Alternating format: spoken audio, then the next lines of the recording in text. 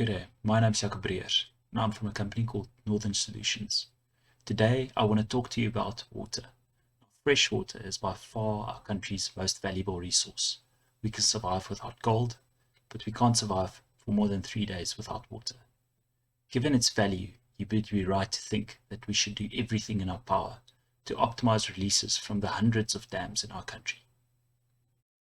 Take this scenario, where you require 30 cubic meters per second of water at some point downstream of a dam.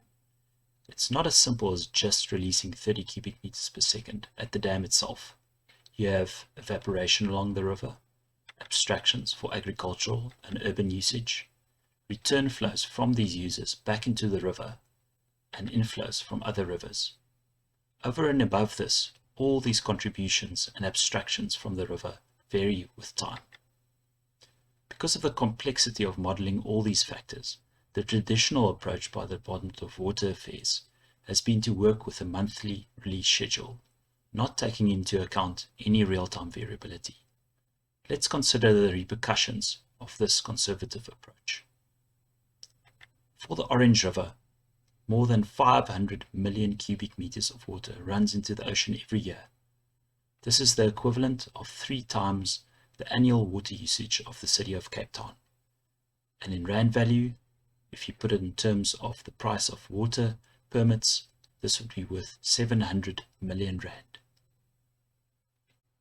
So what is our solution to the problem? In order to optimize, you need good prediction models. And using machine learning, we eliminate the complexity of traditional hydraulic modeling, and we can produce robust and accurate models using only the flow data recorded along the river.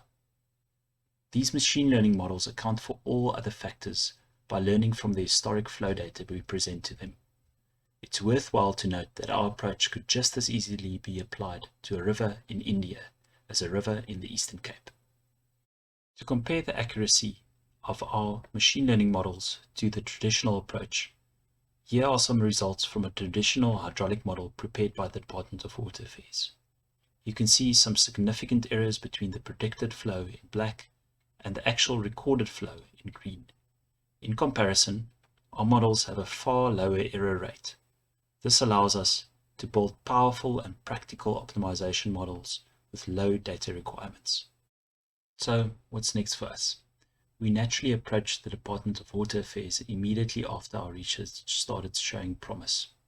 But being a startup, they had no appetite for taking a risk. Receiving funding will allow us to invest in market research and establish a sustainable business model without the investment from government. I'm trusting we can collaborate on this vision of responsibly managing South Africa's water resources. Thank you for your time.